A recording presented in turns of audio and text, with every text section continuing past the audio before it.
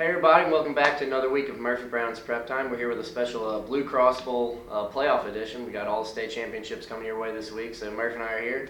Hey guys, how's it going? Here to give you a couple games this week. We're going to kind of go in order. We'll start first with D2 Single A. We don't have any teams in there, but it should be a good matchup. St. George's versus North Point Christian.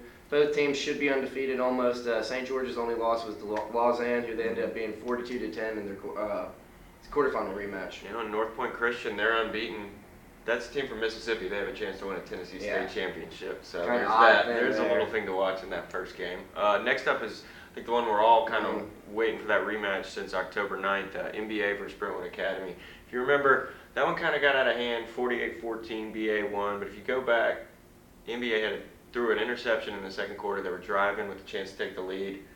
BA picked that off, went on to score two more before the half. It was over from there. So, I mean, if NBA can avoid plays like that, I think it'll be closer this time around. But And we'll see. only lost of the season. I mean, they haven't lost since. Feels like they're on a hot streak. Maybe this time they've figured out what kind of stumped them in that last game. Yeah, and they've done pretty good this postseason. Yeah, I'd McCallie say and Christian so. Brothers didn't really stand a chance. So, next up on Friday, our first game Friday morning is Nashville Christian versus Greenback. This is actually Nashville Christian's first ever state championship appearance, and they've done it pretty much thanks to Nashville Christian's first Mr. Football winner, Daniel Batuli.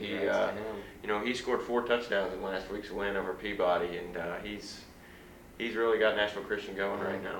I think a big playmaker for them could be Mario McGraw. I think he might be a crucial piece if they're going to pull out that state championship win this week. Definitely. And then also, man, we've got another game that we don't have anybody in, but Marion County versus Trezevant could be a possible shootout. Marion County 13-1, Trezevant 11-3. Both teams put up 50-plus points to get to the state championship, so we could be looking at a high-scoring game there. And both those teams were actually in Cookeville last year. Trezevant was your 4A runner-up. They lost to Fulton. They dropped down to 2A. Marion County, they actually lost in the 2A championship last game. So a lot of title experience in this one.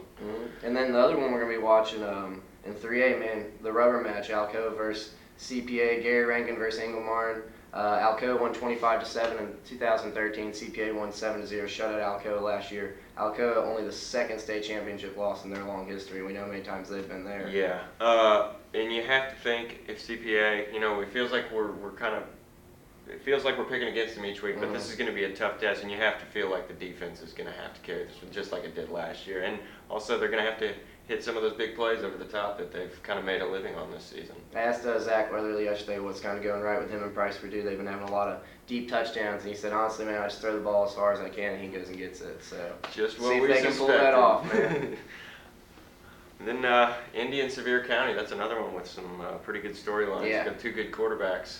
Andrew Bunch with leading the unbeaten Independence. They're 14-0. He's throwing for seems like 1,000 yards every week, and then you got the Vanderbilt commitment, Deuce Wallace over in Sevier County. So, Nate Johnson, he was pretty classy after yesterday's Mr. Football fumble Rooski, but I wouldn't want to play him, would you? No, I wouldn't. I actually talked about those quarterbacks yesterday too, and they said they're pretty excited to play each other because they both have very similar styles of play. So, should be a good matchup between two high-level quarterbacks.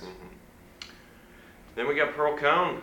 They're making their first state championship appearance since they won back-to-back in 96 and 97. So, they've gotten close. They've gotten to the semifinals. They've gotten to the quarterfinals.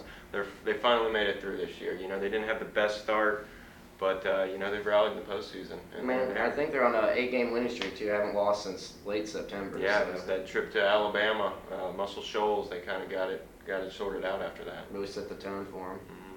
And then I guess the last one, man, Maryville Ravenwood. Should be a good one. Last year, Ravenwood had a chance to win in regulation. Block kick by T.D. Blackman. He actually won Mr. Football yesterday, and the guy who's kicky blocked, Cruz Holt, also won Kicker of the Year. So. And Mr. Blackman actually hauled in the game-sealing interception in overtime, so he had himself a big game. We'll see if Mr. Holt can get the better side this time around. Well, guys, those are all our games. You guys come down to Cookeville, join us for Thursday, Friday, and Saturday. I'm sure these are going to be some for the books, man. Yeah, we'll be down there. Come say hey. Come say hey. We'd love to see you. Thanks, guys.